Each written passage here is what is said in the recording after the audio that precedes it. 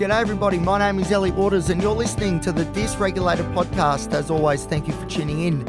Alright, so today's episode I said it'd be a little bit more positive, and it will be because there have been good moves as far as me and the mental health system are concerned. The system is starting to take notice, which is amazing, and I'll get into that in a minute. But at the same time, I'm not going to shy away from the truth, and the fact of the matter is that life has been particularly difficult for me the last few days, the last few weeks, last few months, and let's be honest, the last few years. But really, the last few weeks, it's been getting quite acute at times, and it's been getting quite worrying for me, that's for sure, because I feel like I'm going into territory that maybe I don't have as much control over as previously I have. There's been some pretty, you've heard it. There've been big episodes, negative spirals.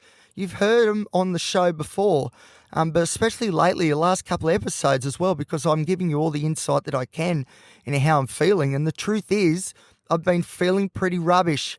My anxiety has been hell, but the low mood has been brutal as well. That's the bit that's starting to scare me. Like the anxiety.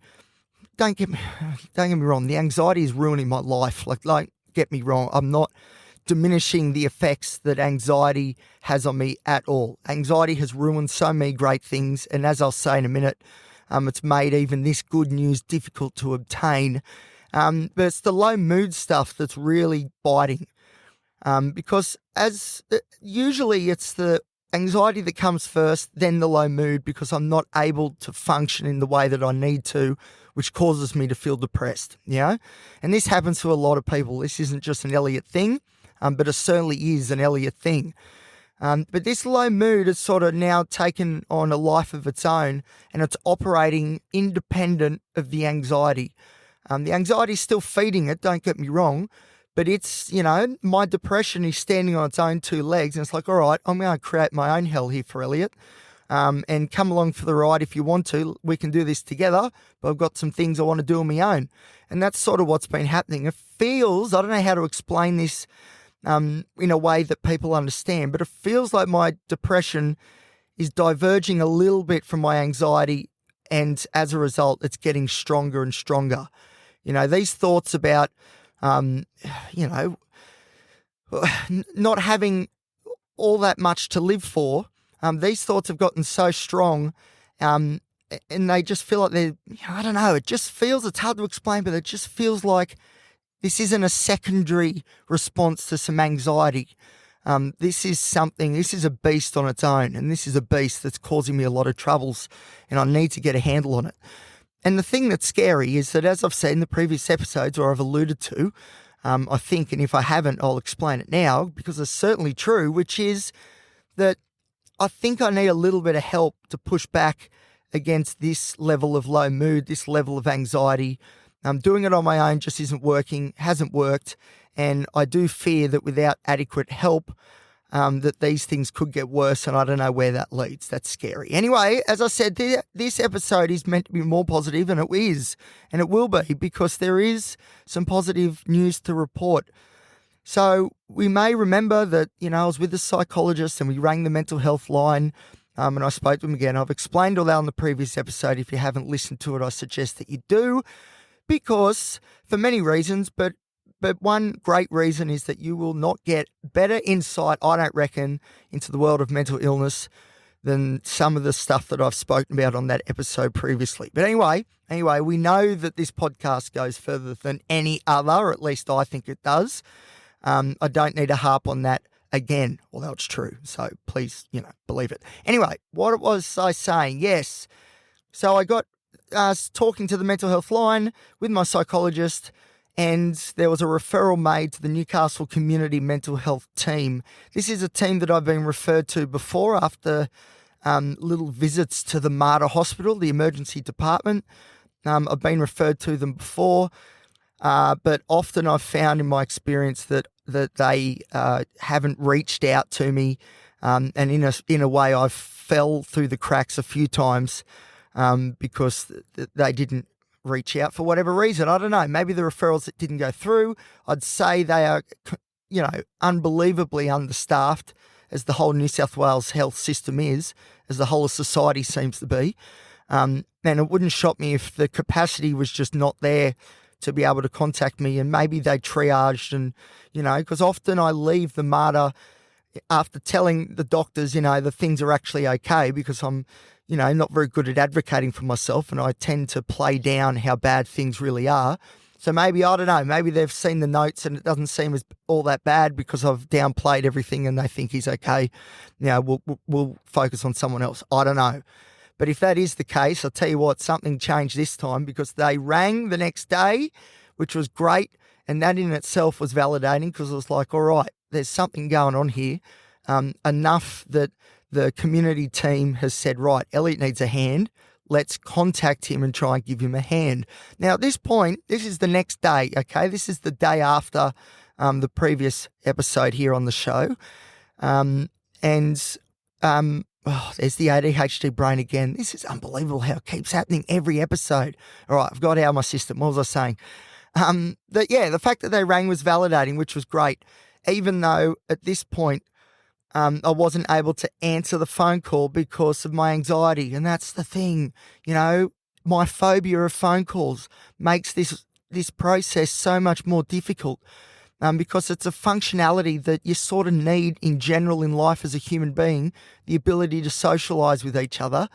And in the modern world, making phone calls is a very crucial part of what it is to be human and to communicate and to get the things that you want and need, because you got to communicate these things or else no one knows what's going on. That's been the problem in the past with me and the mental health system often, is that not only do I not advocate very well for myself because I tend to play everything down, I also don't answer phone calls or make phone calls that I need to make or answer, which then stops me from getting the help that I need. This has happened so many times over the years. It's not funny. And it's a direct result of my mental illnesses, in particular, my generalized anxiety disorder and social anxiety disorder, which a lot of it stems from being autistic. So, this is why it's so difficult and has been difficult for me to get help, because my mental illnesses, and a lot of people will be like, this happens to me too. My mental illnesses actively work against me when I'm trying to make these good positive steps. Okay? These mental illnesses do it across the board. If I want to go for a run, we know I get so anxious before I go for that run, and I compare myself to how great I used to be, and then I don't go because I feel so discouraged because I'm nowhere near like I used to be. That's just one example, but there's so many examples. Again, a lot of you guys will be thinking, yeah, I can think of a few, where these mental illnesses actively work against our best interests. That's what they do. That's why they're so bad, and they need to be, we need to get a hold of them and wrestle them into control. So the day after, the last few days, my anxiety has been pretty bad. I'm not going to lie. It's been pretty bad.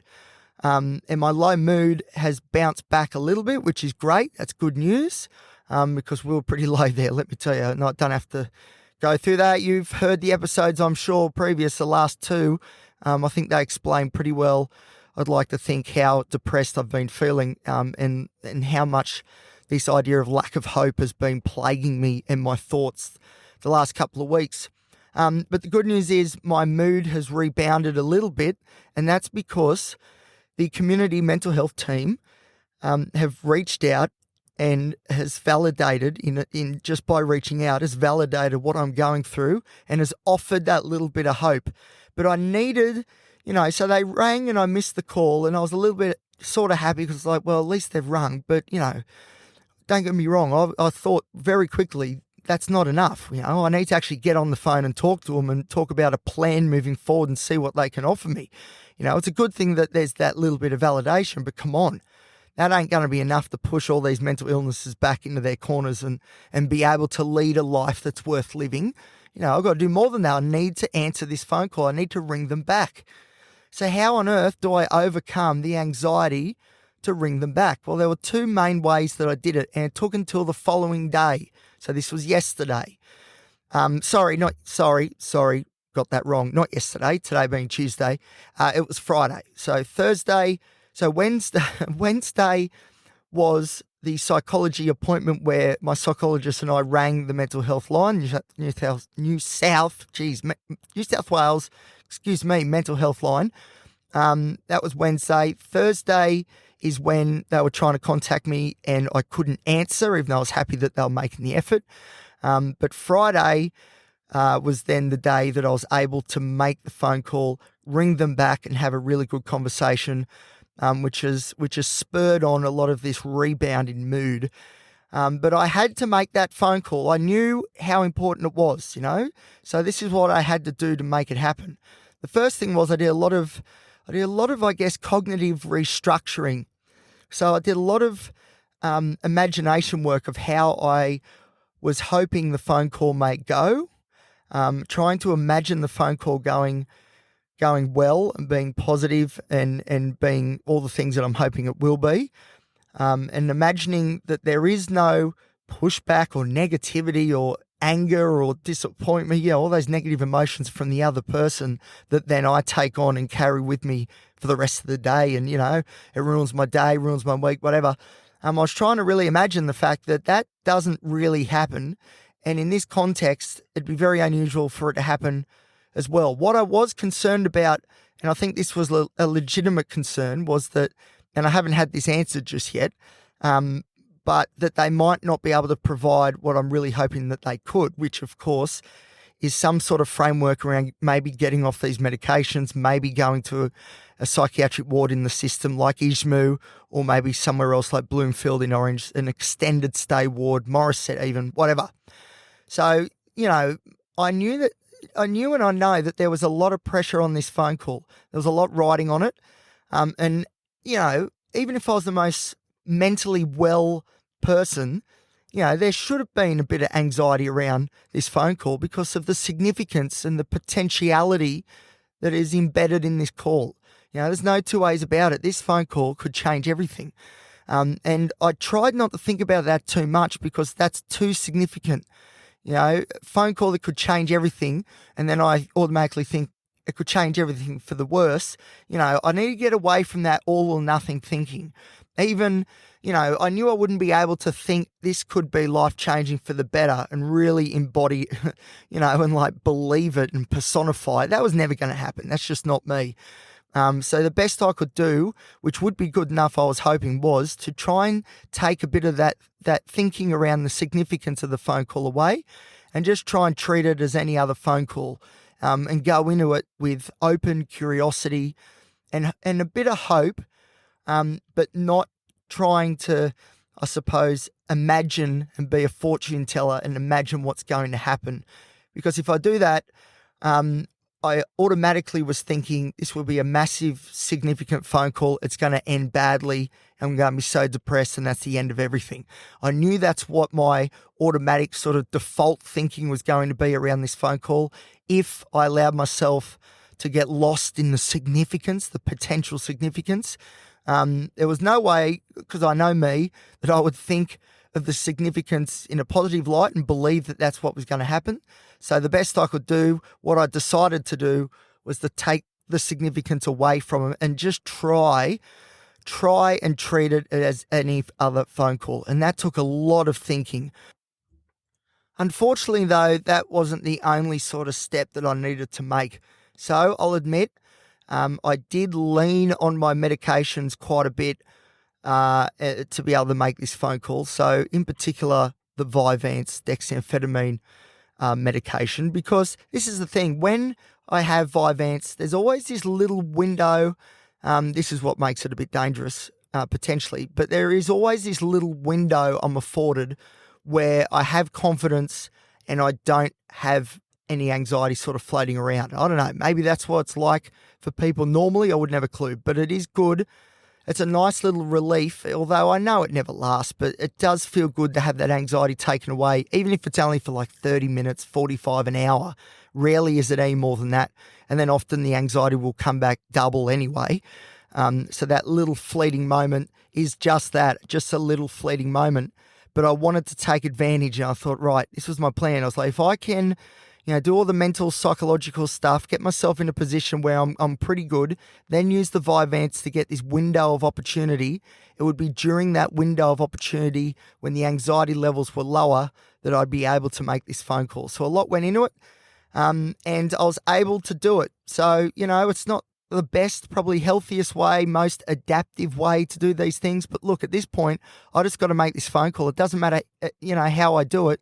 The phone call needs to be made because the potential is there that this could be life-changing. This is the system reaching out to offer me assistance. And so I did make the phone call. I made the phone call, and as it was ringing, I was petrified. The anxiety came back real quick, but I was already into it. I wasn't going to hang up. And then once the phone, my call was answered, yes, did I disassociate quite a bit? I sure did. So I don't remember everything about the conversation because my safety mechanisms were trying to flee from the scene because there was too much anxiety and stress involved.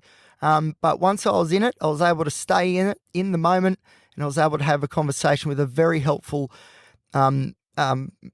mental health professional on the other end of the phone who was very helpful and very engaged and interested in my story and validated me in a big, big way, which was amazing. So the phone call, like I said, I don't remember all of it, but I did tell her my usual spiel. She had copies of my referrals from my psychologist and from the MATA previously and my GP, so she had a bit of an idea what was going on anyway, which was very, very helpful because I wasn't really, I'm getting a bit sick of repeating my story constantly to different mental health professionals, so I didn't have to do all that this time, which was great. And that really, really helped because then I was able to just devote energy towards how I believe my prognosis can improve, the things that I think need to happen, and then be able to get her opinion on that. This was only, an introductory sort of call, you know what I mean? But it did tick a lot of the right boxes. So she knew my story, so I felt heard. My story was understood, I felt. She validated it and said some really nice words, that I've sort of held on to try and remember, that, I am one tough cookie, don't you worry about that. And every day's a battle, but every day I face up to it, and there's no knocking me down, you know what I mean? I'll just keep on trucking. But, that was important because I've been battling such a low mood lately that the low mood I assumed would come back after this phone call because that seems to be my default setting at the moment. So if I heard her say some really kind things and some things that I knew I could hold on to, that was really good as far as pushing back against a bit of a low mood later on in the day as it tried to develop. But the big important thing was that she said many times, she said, Elliot, the system, we are going to help. You are now with us. We are going to do something for you. And she kept saying it over and over again, which was great because I needed that constant reassurance because I feel like the system has let me down so many times previously.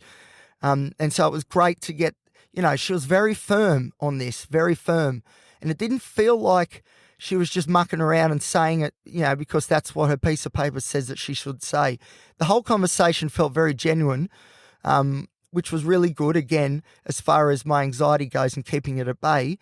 And when she said repeatedly that the system would be helping, and that not to, to not worry because the system's now engaged, it just felt really real and it was really genuine, it felt, and it was really great to hear because I needed to hear it. Forget about plans moving forward. That in itself was enough to hear. I did mention how I feel like extended stay wards like Bloomfield at Orange or intermediate wards again like Ishmu, or even Morisset Hospital. I said I am open to anything. Although I was disassociating through the phone call, I remember saying very firmly, and I was very with it and grounded when I said this, and I said, I'm the most willing patient you'll find. I will do anything to get on top of this mental health sort of landscape of mine to iron out these complexities and build that life that I believe is worth living and maybe achieve some of the things that supposedly my potential alludes me to. I don't know. We'll see what happens, but I'll do anything. I'll do it right now. Let's go. Unfortunately, she wasn't able to put things in motion right there and then, but she said, again repeatedly and and very genuinely, I believe, she said, because this was Friday afternoon, she said, I am going to go, once we're off the phone, I'm going to go get a psychiatrist right now, and I'm going to talk to them about your story right now. And then Monday, over the weekend, we're going to sort this out. And Monday, we're going to give you a call and we're going to come up with a plan. And she said, I've heard your story. I feel the pain that you have, but I also understand, how willing you are for change and what you'll do and the things that you'll do and the good things that you may bring to the world if you have the ability to do so. And I was like, yes, thank you. That's what I need to hear. So that was great. So she was very firm on the fact that the system was now going to help. And she was also very firm on the fact that she would talk to a doctor before the day was through, unless they'd already left early for a long weekend, which she said sometimes they like to do. And I said, I understand we all like a long weekend, but I kept thanking her so much for taking me seriously and genuinely, going into bat for me and trying to come up with a plan to make my life a little bit nicer and worth living. And so I don't have to keep questioning if it's worth the suffering and all that sort of stuff. You know what I mean? So this episode is a lot more positive. I can't be too over the top because, once I got off the phone, half an hour later, I was negative again. The anxiety never really went away, all that sort of stuff. But at the same time, real moves were made. The problem was, get to Monday, yesterday, I was super anxious again, and I wasn't able to lift myself out of it because they were ringing. They did try and ring yesterday, but I just could not have that conversation. I just couldn't do it. I did not have the capacity, even though I knew the potential or the potentiality of the phone call as far as my life moving forward. And although that is exciting, which is great, I do feel excited a little bit now about what might be coming, even if it's going to get worse before it gets better. But at least there could be something coming. There could be a way out of this mess. But unfortunately, my anxiety and my low mood as well was just too strong yesterday. I just couldn't do it. So today, being Tuesday, I've tried to call them, and I got through, but the person they were going to transfer me through, who isn't, I don't think, the same person that it was Friday, but look, I don't care, whatever. As long as it gets through to somebody who's got the ability to pull some strings here. Unfortunately, they were on the phone, and I couldn't get put through to them, which is fair enough. That's fine. I'm not the only person seeking help, and I understand that. But I am hoping that they're going to ring back and then I can present some more news to you guys about how great things are looking all of a sudden. There's a plan in place. There's a framework for recovery. Here we go. This is the moment that could change everything. I don't know. I haven't had that phone call just yet, but I have had the initial phone call that is setting up the potential for that phone call next. And that's exciting. And it's really good that the system, it's better than good, that the system seems to now, be taking me under its wing potentially. There's a lot of potential here, whether it's me or whether it's things in life. And it's frustrating going on about this potential constantly because I want to tell you guys about things that are actually happening, things that are solid, that are real and tangible, that are actually happening, not just ideas or dreams or hopes. But I've got a bit of hope again. And, last week, the episodes previous, I think, convey this idea pretty well, unfortunately, that I was losing hope. Hope was just about gone.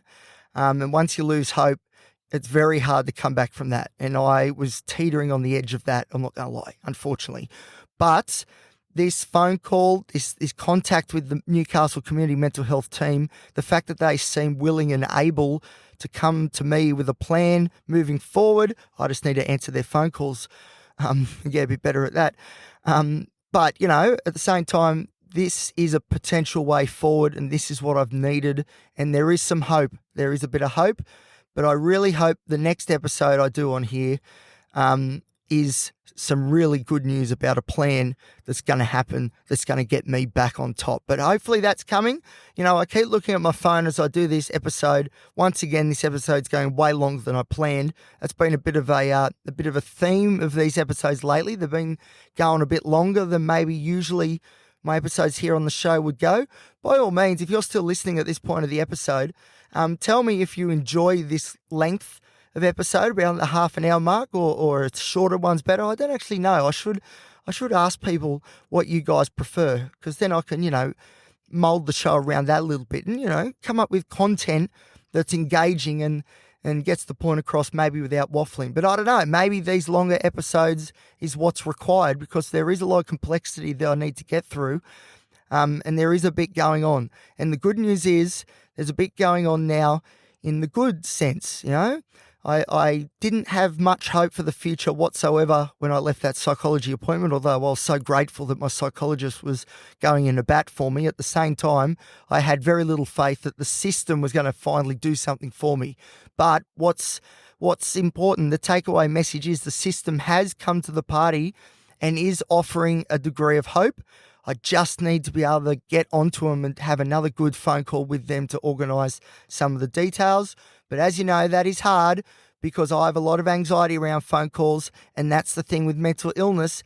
Often they do as much as they can to stop you, the individual, or me, whatever, doing the things that need to be done to try and nullify these illnesses. They don't want to be, diminished whatsoever, so they tend to kick up a stink, and that's what's happening with me. My anxiety is a little bit scared itself, I think, of what might be coming. So it's trying to put the blocks up, trying to put the brakes on, and it's sort of doing a good job of it, but I've been able to overcome it, and I need to do it again. I just hope, because I am in that good frame of mind right now, that this phone call does come through soon.